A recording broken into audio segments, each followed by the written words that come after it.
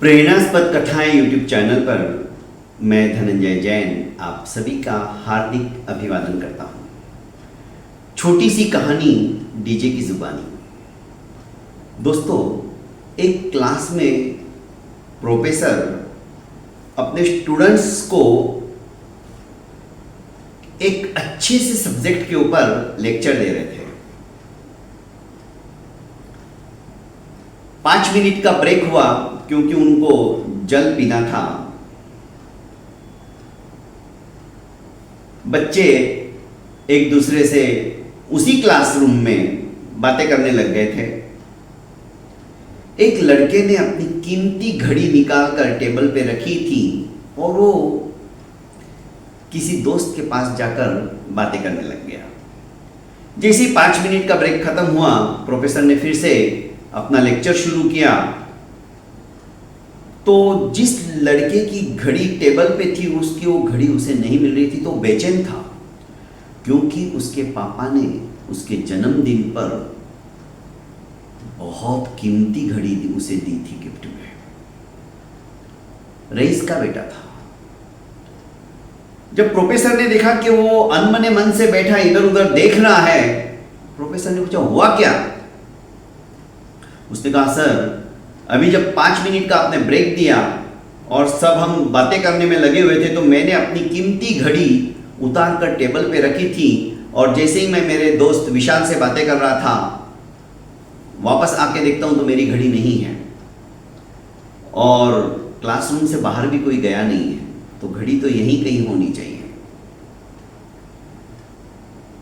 Professor साहब ने सोचा कि कीमती घड़ी है, लेक्चर तो मैं बाद में भी दे दूंगा, पर मेरे स्टूडेंट्स चोरी करें ये ठीक नहीं।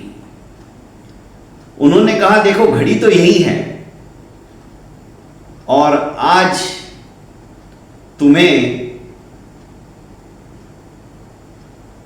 इसकी सजा मिलेगी जरूर। किसी को भी मैं क्लासरूम के बाहर जाने नहीं दूंगा। अभी जो जैसी स्थिति में है, खड़े हो जाओ और आंखें बंद कर लो। एक दूसरे का रुमाल मैं देख रहा हूं, टेबल के ऊपर रख दो। आनंद फानन के अंदर सर ने एक दूसरे को आंखों के ऊपर पट्टी बांधने का आदेश दे दिया। सर की पैनी नजर थी और सभी स्टूडेंट जानते थे यदि सर ने देख लिया तो गजब हो जाएगा। जिसने घड़ी चुराई थी उसी के मन में डर था, पर अपने पड़ोसी ने भी उसको देखा नहीं था और उसने उसके रुमाल से उसकी आंखें पट्टी बांध दी। अब एक एक करके प्रोफेसर साहब चुपचाप आते गए और स्टूडेंट की जेबों की तलाशी इस तरह से हाथ फेर कर लेने लगे। जिस स्टूडेंट के जेब में वो घड़ी थी, उन्होंने वो घड़ी निकाली, टेबल पर आए और सभी से कहा कि अपनी अपनी पट्टियां खोल दो। और जिस लड़के की घड़ी चुराई गई थी, उसे कहा कि लो बेटा, तुम्हारी घड़ी मिल गई। और प्रोफेसर साहब अपना लेक्चर उन्होंने शुरू कर दिया। सभी के मन में जिज्ञासा थी कि हुआ क्या, किसने ली थी, पर प्रोफेसर साहब महान थे, उन्होंने किसी का नाम नहीं लिया। पर 3 दिन तक जिसने घड़ी चुराई थी वो घुट घुट के जी रहा था। उसे डर था कि प्रोफेसर साहब ने यदि गलती से मेरा नाम ले लिया, मेरा तो जीते जी मरण हो जाएगा। पूरा साल व्यतीत हो गया, बात आई गई हो गई। जिसने ये घड़ी चुराई थी वो बहुत बड़ा व्यक्ति बनता है, सेलिब्रिटी हो जाता है और एक दिन इन्हीं के कॉलेज के अंदर लेक्चर देने के लिए आता है, पर जैसे ही वो अपने प्रोफेसर साहब को देखता है, उनके चरण छूने के लिए झुकता है, प्रोफेसर साहब एकदम से पीछे हटते हैं कि भाई ये क्या कर रहे हो, तुम तो महान हो। कि नहीं सर, आप याद करो, आपने मुझे पहचाना नहीं क्या, मैं आप ही का स्टूडेंट हूं। आपके हाथों से तो हजारों स्टूडेंट अपना भविष्य बनाकर चले गए, उसमें से मैं भी एक हूं। प्रोफेसर साहब अपने दिमाग पे जोर देने लगे, फिर भी नहीं पहचान पाए, तो उसने कहा कि याद करो सर, एक बार एक लड़के की घड़ी चोरी हो गई थी। उस समय आपका लेक्चर चल रहा था और 5 मिनट का ब्रेक था। वो चोर और कोई नहीं, मैं ही था। पर सर, आपने मेरा नाम बताया तक नहीं। आपकी उस महानता के कारण से आज मैं आपके सामने हूं, वरना मैंने सोच लिया था जैसे ही आप मेरा नाम बोलते, मैं घर पे जाके फांसी लेके मरने वाला था। ऐसी जिंदगी जीने से क्या फायदा। प्रोफेसर साहब हंसने लगे। मेरे सिद्धांत ही कुछ और है। वो तुम थे क्या? तुमने चोरी की थी। अब चौंकने की बारी इस सेलिब्रिटी की थी। उसने कहा, आप ऐसा क्यों पूछ रहे हो, क्या आपको पता नहीं? दरअसल नहीं। उस दिन जैसे मैंने सबके आंखों के ऊपर पट्टी बांधने का आदेश दिया था, मैंने भी अपनी आंखों पर पट्टी बांध ली थी।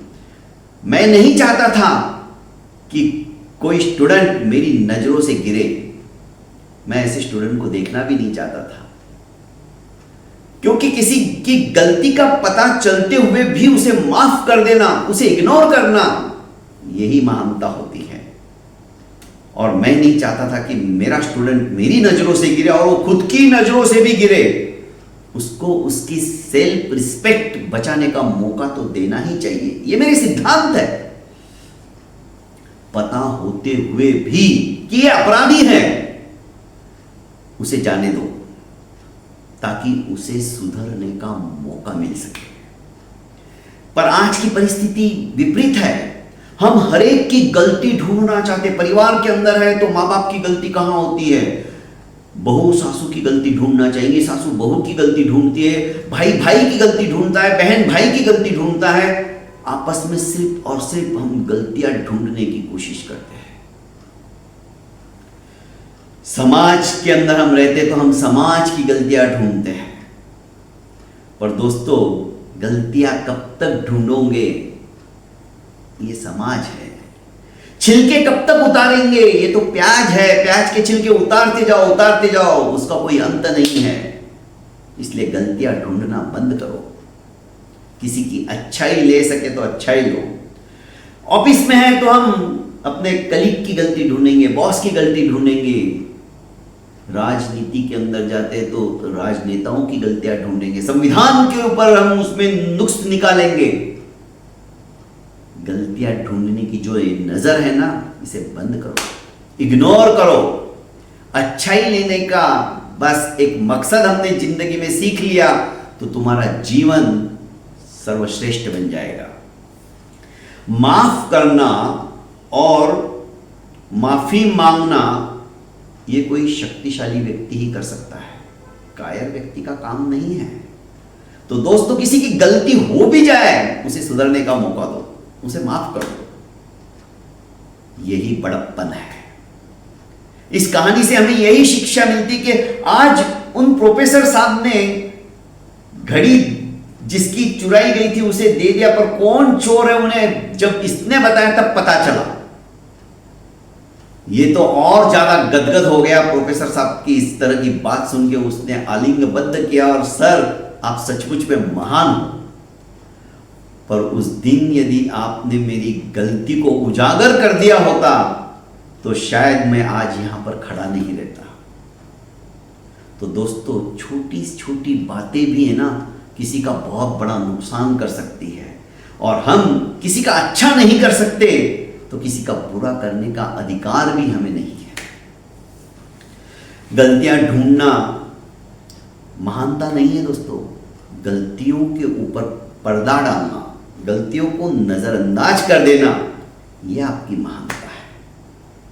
तो दोस्तों, इस कहानी से हम ये सबक सीखे कि जिंदगी के अंदर हम कभी भी किसी की कोई गलती भी हो गई तो उसे सुधारने का हम मौका जरूर दें, उस गलती पे पर्दा डालने की कोशिश करें। ये सोचे कि यही गलती यदि मुझसे होती तो क्या होता। बस ये सूत्र भी यदि हमने सीख लिया तो जिंदगी जीने की कला हमने सीख ली। बहुत बहुत धन्यवाद दोस्तों। प्रेरणास्पद कथा यूट्यूब चैनल को आपने अभी तक लाइक एवं सब्सक्राइब नहीं किया है तो कर लीजिए और ज्यादा से ज्यादा अपनों को शेयर कीजिए। प्रणाम।